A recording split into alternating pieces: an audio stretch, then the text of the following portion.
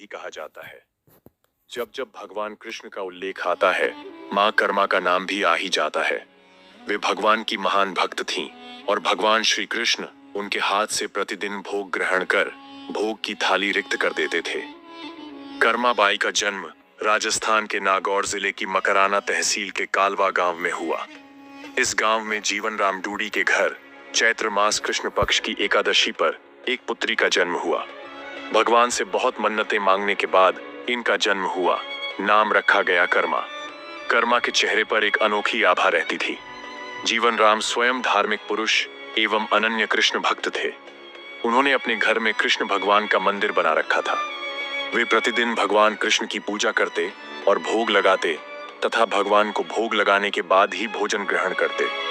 यह उनके घर का नियम था। इसी प्रकार समय बीतता गया। कर्माबाई प्रतिदिन अपने पिता को श्री कृष्ण भगवान की पूजा करते देखती, उनको भोग लगाते देखती।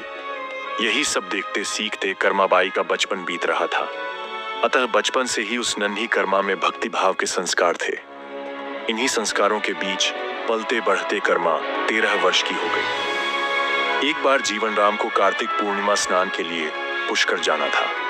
उनकी पत्नी भी उनके साथ जा रही थी। वे कर्मा को भी साथ ले जाना चाहते थे, लेकिन एक समस्या आ गई। उनकी अनुपस्थिति में भगवान को भोग कौन लगाता? इसलिए उन्होंने कर्मा को यह जिम्मेदारी सौंपी और बोले, पुत्री, हम दोनों पुष्कर स्नान के लिए जा रहे हैं। तुम सुबह भगवान को भोग लगाना और उसके बाद ही भोजन करना। कर्मा ने यह जिम्मेदारी सहर्ष स्वीकार कर ली। माँ पिता के तीर्थ यात्रा के लिए जाने पर कर्मा ने सुबह स्नान आदि कर बाजरे की खिचड़ी बनाई और पूजा के लिए अपने घर में बने भगवान के मंदिर के समीप आ गई। भोग की थाल भगवान के सामने रखकर हाथ जोड़कर बोली, हे प्रभु, भूख लगे तो भोग लगा हुआ है, आप भोग ग्रहण कर लेना। तब तक मैं घर के और काम कर लेती हूँ। इसके बाद कर्मा घर के काम में जुट गई। बीच बीच में वह थाली देखने आती, लेकिन भगवान श्री कृष्ण ने खिचड़ी का भोग ग्रहण नहीं किया। बहुत समय होने के बाद भी जब भगवान जी ने भोग ग्रहण नहीं किया तो कर्मा को चिंता हुई। उसने सोचा, क्या पता भगवान को खिचड़ी में स्वाद ही ना आ रहा हो, इसलिए वे भोग ग्रहण नहीं कर रहे। इसमें घी या गुड़ की कमी रह गई होगी। फिर जाकर उसने खिचड़ी में गुड़ व घी मिलाया और वहीं बैठ गई, लेकिन भगवान ने फिर भी भोग ग्रहण नहीं किया। तब मायूस होकर कर्मा ने कहा, हे प्रभु, आप भोग ग्रहण कर लीजिए। माँ बापू पुष्कर नहाने गए हैं। आपको भोग लगाने के लिए अभी कुछ दिन वे नहीं आएंगे। आपको भोग लगाने की जिम्मेदारी मुझे दी गई है, इसलिए आपको भोग लगाने के बाद ही मैं भोजन ग्रहण करूंगी। कुछ क्षण बाद भगवान ने फिर भी भोग ग्रहण नहीं किया। फिर कर्माबाई भगवान श्री कृष्ण से शिकायत करते हुए बोली, माँ पिताजी, जब आपको भोग लगाते हैं तब तो आप भोग ग्रहण कर लेते हैं, फिर आज क्यों भूखे बैठे हैं? इतनी देर हो गई है, खुद भी भूखे बैठे हैं और मुझे भी भूखा रखा है। यह सब बोलकर कर्माबाई भगवान के भोग ग्रहण करने की प्रतीक्षा करने लगी। परंतु यह क्या, अब तो सुबह से दोपहर, दोपहर से शाम हो चली। भूखी कर्मा अब मायूस हो गई और दुखी होकर रोते हुए बोली, हे भगवान जी, आप भोग ग्रहण कर लीजिए, अन्यथा मैं भी भूखी ही रहूंगी। अंततः कान्हा की मूर्ति से आवाज आई। कान्हा बोले, कर्मा, तुमने पट तो बंद किया ही नहीं, तो मैं भोग ग्रहण कैसे करूं? ये सुनकर कर्मा ने पट खींचकर ओंठ कर दी। भगवान श्री कृष्ण ने खिचड़ी का भोग ग्रहण किया और थाली पूरी खाली हो गई। कर्माबाई ने पलटकर देखा तो भोग की थाली में भोग रिक्त हो गया था। तब कर्मा बोली, हे भगवान, इतनी सी बात थी तो पहले बता देते। खुद भी भूखे बैठे और मुझे भी भूखा बिठा रखा था। इसके बाद कर्मा ने भी खिचड़ी खाई। अब तो प्रतिदिन कर्माबाई खिचड़ी बनाती और कान्हा जी भी प्रतिदिन भोग ग्रहण करने आते। इसी बीच कर्माबाई ने सोचा कि सबसे पहले कान्हा जी को भोग लगा देना चाहिए। क्या पता उन्हें जल्दी भूख लग जाती हो। घर की साफ सफाई, नहाने धोने के कारण भगवान के भोग में देर हो जाती हो। फिर वह सबसे पहले उठकर बिना किसी कार्य को पूरा करे भोग बनाती और प्रभु को भोग लगा देती। फिर कर्माबाई अपने दिन भर के कार्य करती। कुछ दिनों बाद उसके माँ बापू तीर्थ से लौट आए। आते ही पिता ने अपनी लाडली पुत्री से पूछा, पुत्री, तुमने किसी भी दिन भगवान को भूखा तो नहीं रखा? कर्मा बोली, नहीं पिताश्री, मैंने भगवान जी को प्रतिदिन भोग लगाया। फिर कर्मा बाई की माता किसी काम से रसोई घर में गई तो उन्होंने देखा, जाते समय तो गुड्डा का मटका पूरा भरा हुआ था, अब खाली कैसे हो गया। उन्होंने कर्मा को बुलाया और पूछा, पुत्री, गुड़ कहाँ है? कर्मा ने बताया कि रोज भगवान कृष्ण उसके पास आते और खींचड़ी का भोग ग्रहण करते। कहीं मिठास कम ना हो जाए, इसलिए खींचड़ी में गुड़ ज्यादा डाल दिया करती थी। कर्मा बाई ने कहा, कान्हा जी ने बहुत देर तक खिचड़ी का भोग ग्रहण ही नहीं किया था, फिर पट बंद करने पर किया। यह सुनकर कर्मा के माता पिता चकित रह गए। वे जिन ईश्वर के आशीर्वाद प्राप्त करने हेतु इतनी दूर पुष्कर यात्रा पर गए थे, जिन्हें पाने के लिए लोग न जाने क्या क्या करते हैं, वे भगवान उनकी बेटी के हाथ से उनके घर में खिचड़ी का भोग ग्रहण करते हैं। यह कैसे संभव है? उन्होंने सोचा कि हमारी बेटी बावली तो नहीं हो गई। ये भी सोच लिया कि क्या पता कर्मा ने खुद ही पूरा गुड़ खा लिया हो।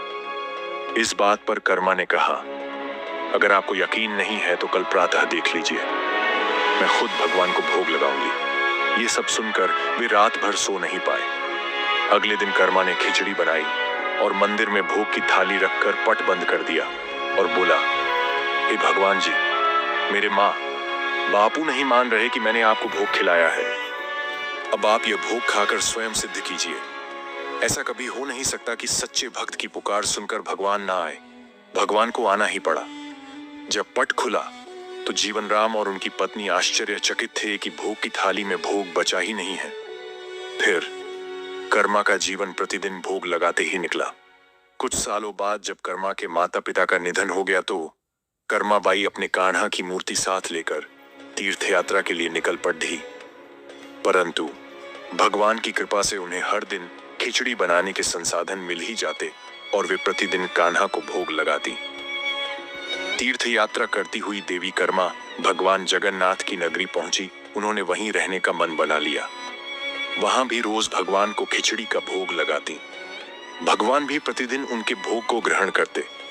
जिस दिन उन्होंने पहली बार जगन्नाथपुरी में खिचड़ी बनाई, उसी दिन उनके पास से जा रहे एक बालक ने उनसे कहा, माता, घी की बहुत अच्छी सुगंध आ रही है, क्या भोजन बचा है? मां कर्मा ने कहा, हाँ बालक, बचा है, तुम बैठो, मैं तुम्हें देती हूं। यह कहकर देवी कर्मा ने उस बालक के लिए भी खिचड़ी लगा दी। बालक पूरे मन से स्वाद लेकर खिचड़ी खा रहा था। देवी कर्मा को यह देखकर सुख की अनुभूति हो रही थी। बालक ने खाते खाते पूछा, माता, क्या मैं कल भी आऊं? तो क्या आप मुझे खिचड़ी खिलाओगे? यह सुनकर देवी कर्मा मुस्कुराई और बोली, हाँ पुत्र, तुम प्रतिदिन आओगे तो मैं प्रतिदिन तुम्हें खिचड़ी खिलाऊंगी। यह सुनकर बालक प्रसन्न हुआ और प्रतिदिन देवी कर्मा के पास खिचड़ी खाने आया करता। एक दिन की बात है, सूर्योदय होने के बाद माता कर्मा स्नान करने के लिए जा रही थी। जाते समय एक साधु मिले। उन्होंने कहा, माता, देखने में तो आप भक्त प्रतीत होती हैं, कहाँ जा रही हो? माता ने कहा, मैं स्नान करने जा रही हूं। साधु ने बोला, इस समय स्नान? एक भक्त को तो ब्रह्म मुहूर्त में ही स्नान आदि कर लेना चाहिए। माता बोली, महाराज, उठ तो मैं जल्दी जाती हूं, पर ठाकुर जी को भोग लगाने में देरी हो जाती है। साधु बोले, हे देवी, आप बहुत धार्मिक महिला हैं, भगवान को प्रतिदिन भोग लगाकर ही भोजन ग्रहण करती हैं, परंतु इन सब के भी नियम होते हैं। आपको बिना नहाए ऐसा नहीं करना चाहिए। आप तो भगवान की परम भक्त हो, तो हे देवी, प्रतिदिन साफ सफाई करने के बाद नहा धोकर ही भगवान को भोग लगाया करो। यह सुनकर देवी कर्मा ने उनको हाथ जोड़कर प्रणाम किया और कहा, जी महाराज जी, आप जैसा कह रहे हैं मैं वैसा ही करूंगी। मैं इस बात से अनभिज्ञ थी। फिर साधु बाबा वहां से चले गए। अगले दिन से देवी कर्मा साधु की आज्ञा का पालन करते हुए साफ सफाई नहा धोकर भोग बनाने लगी। परंतु अब भोग लगाने में देरी हो जाती और जब तक भोग नहीं लगता उस बालक को भी भोजन नहीं मिलता। बालक आकर माता से कहता, माता, देर हो रही है, भूख लगी है, भोजन दो। माता कहती, थोड़ी देर रुक जा छोरे, मैं भोजन दे रही हूँ। बालक जल्दी जल्दी खाकर भाग जाता। कुछ दिन ऐसे बीते, परंतु यह कौन जानता था कि वह बालक स्वयं भगवान जगन्नाथ हैं, जो प्रतिदिन बालक का रूप धारण कर कर्मा बाई के हाथ से बनी खिचड़ी खाने आते थे। इतने दिनों में जब जगन्नाथ मंदिर का पट भोग के लिए खुलता तो भगवान के मुख पर की खिचड़ी का जूठन लगा होता। वहां के पुजारी ने मुस्कुराते हुए मन ही मन कहा, हे प्रभु, आपकी लीला भी अपरंपार है। न जाने किस भाग्यवान भक्त के यहाँ आप जाकर प्रतिदिन खिचड़ी खाकर आते हैं। फिर पूजा अर्चना हुई, दिन बीत गया, रात्रि हुई। रात्रि को पुजारी के स्वप्न में भगवान जगन्नाथ आए और उन्होंने पुजारी से कहा, हे भक्त, तुमने सही पहचाना।